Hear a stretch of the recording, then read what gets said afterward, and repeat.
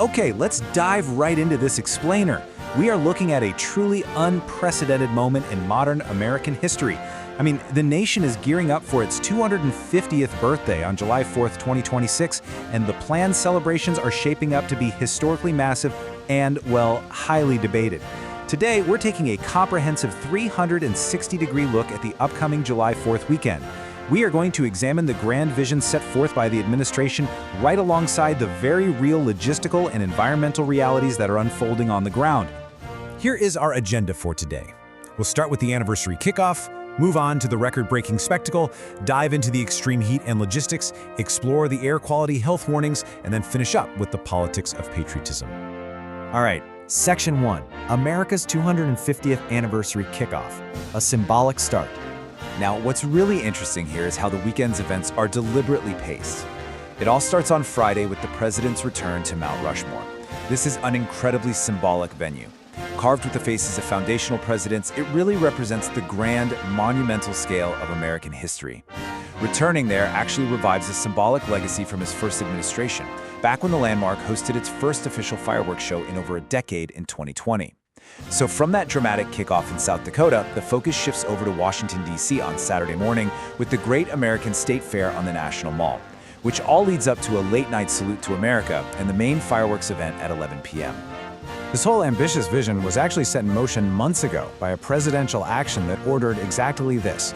Quote, "A grand celebration worthy of the momentous occasion of the 250th anniversary of American independence." You see, the goal from the very beginning has been to create an event whose sheer scale matches the historical weight of a semi-quincentennial. Moving right along to Section 2, a record-breaking spectacle, scaling up. To say the DC event is being scaled up is honestly the understatement of the year. Let's put this into perspective. A typical 4th of July in Washington, D.C. is a 20-minute show featuring about 20,000 fireworks. But for this 250th anniversary, the show will double in length to 40 minutes, and they are launching an astonishing 850,000 fireworks from 10 different sites. It's going to be massive, and the pyrotechnics will be set to American pop classics like Journey's Don't Stop Believin' and Neil Diamond's Sweet Caroline. To pull something like this off, organizers had to bring in the heavy hitters. Stephen Vitale, the CEO of Pyrotecnico, that's the company co-producing the display, has stated pretty plainly that they are going to break a world record. Now, to give you some context on exactly what this company can do, Pyrotecnico produced the fireworks for this year's Super Bowl.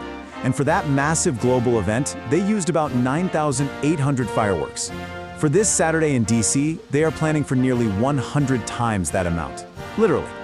Which brings us to Section 3, Extreme Heat and Logistics. The ground reality. The absolute most pressing reality on the ground right now is the weather. Washington, D.C. has been placed under an extreme heat alert.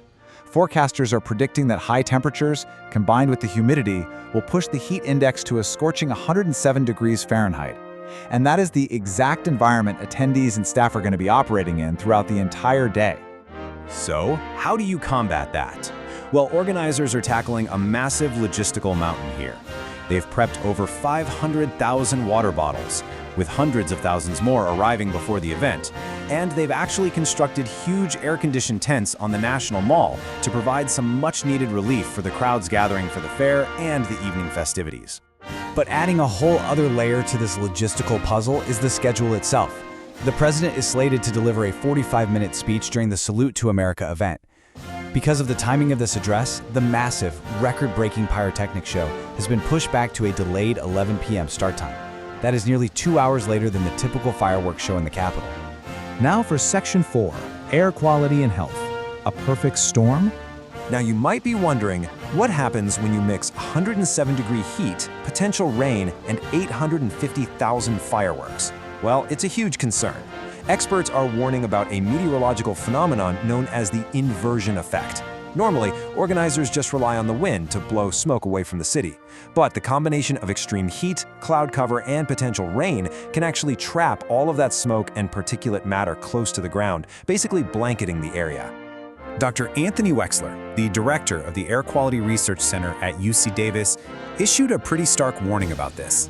He notes that the combination of the weather and the unprecedented scale of the fireworks is going to create a massive amount of particles containing toxic metals. And the danger here is that these fine particles are so small they can easily enter the lungs, which poses serious short and long-term health risks. Because of this perfect storm, medical experts are issuing some specific urgent precautions, particularly for vulnerable populations like the elderly or anyone with asthma. They're advising these groups to literally leave the city if possible during the event. If they can't leave, the advice is to stay indoors with a HEPA air filter running. And if people absolutely must be outside, experts are strongly urging the use of protective masks. Finally, let's look at Section 5, the politics of patriotism, competing narratives. Behind the scenes, there's been a massive shift in who is actually staging the nation's birthday party. Originally, the semi-quincentennial was meant to be led by America 250, which is a bipartisan commission funded by Congress way back in 2016. But the current reality? An outside organization called Freedom 250, led by political allies of the president, has taken over the primary planning. And actually, instead of standard national mall event managers, the whole production is being run by Event Strategies, Inc. That's the exact same company that produces the president's campaign rallies. So you have critics arguing the celebration has been deeply politicized, while supporters view it as a perfectly orchestrated patriotic triumph. Ultimately, this leaves us looking at this weekend through two entirely different lenses. On one hand, it's seen as a triumphant, world record salute to America's legacy that fulfills this grand vision of patriotism. On the other hand, it is shadowed by severe health warnings, extreme weather, and some major logistical red flags regarding crowd safety and political influence. Which brings us to our final thought for this explainer. As America blows out 250 candles, does the historic scale of this spectacle outweigh the unprecedented realities on the ground? It is a fascinating, complex situation where vision and reality are colliding in real time. Thank you so much for joining me to break this all down, and I highly encourage you to keep an eye on how this historic weekend actually unfolds.